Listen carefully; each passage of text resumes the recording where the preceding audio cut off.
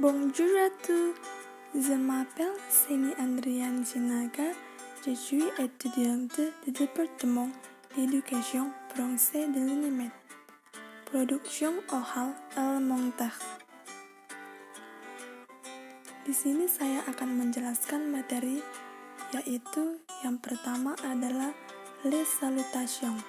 Untuk memulai suatu percakapan, biasanya diawali dengan les salutations atau sapaan.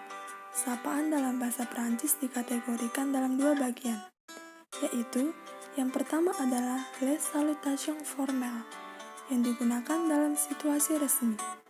Contohnya, bonjour, jawabannya juga dengan bonjour. Bonsoir, jawabannya juga dengan bonsoir. Comment allez-vous? Jawabannya, je vais bien, merci. Yang kedua adalah les salutations informelles yang digunakan dalam situasi tidak resmi. Contohnya, salut, jawabannya dengan salut. Ça va? Jawabannya dengan ça va bien, merci.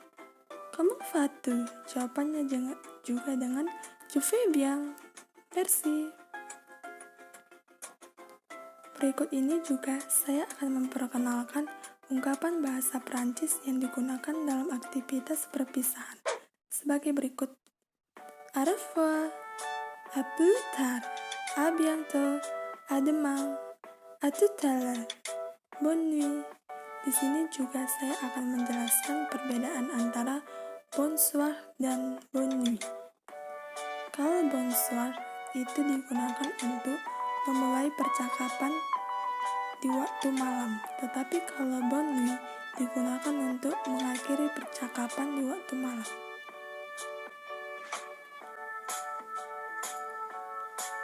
Berikutnya adalah l'approche. Kalimat adalah susunan kata yang memiliki pengertian lengkap.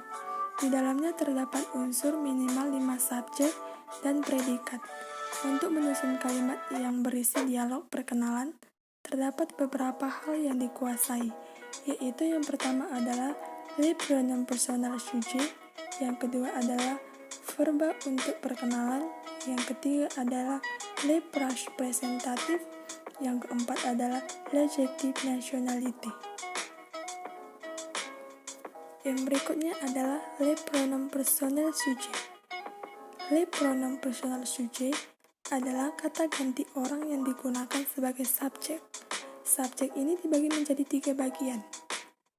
Yang pertama itu la première personne, yang kedua itu la deuxième personne, yang ketiga la troisième personne. Yang bagian singulier itu dibagi menjadi 3, yaitu je, tu, il, elle. Yang pluriel dibagi menjadi 3 juga, nous, vous, il, elle. Yang bagian singulier, yang je termasuk ke dalam le première personne, yang tu masuk ke dalam la deuxième personne, yang il, elle, la troisième personne. Yang bagian nous masuk ke dalam la première personne, yang vous masuk ke dalam la deuxième personne, yang il, elle masuk ke dalam la troisième personne. Yang berikutnya adalah verba untuk perkenalan. Dalam aktivitas perkenalan, terdapat beberapa verba yang sering digunakan, yaitu verba être, avoir, s'appeler, habiter, dan venir. Contoh kalimat menggunakan pronom persone sujet dan konjugasi verba. Tu t'appelles comment? Je m'appelle Seni. Tu t'appelles comment? Je m'appelle Seni. Yang berikutnya adalah l'approche presentatif. Adalah ekspresi atau bentuk frasa yang digunakan untuk memperkenalkan sesuatu atau seseorang. Berikut ekspresi les phrases presentatif. Yang pertama adalah je, voici, voilà. Ekspresi untuk memperkenalkan nomina atau persona. Contohnya, c'est Lucas, voilà Lucas.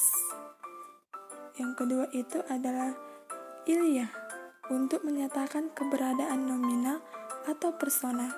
Contoh, il y a quelqu'un à bureau.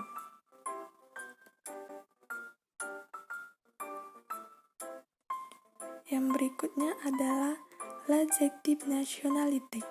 L'adjectif nationalité digunakan untuk menyatakan kewarganegaraan seseorang.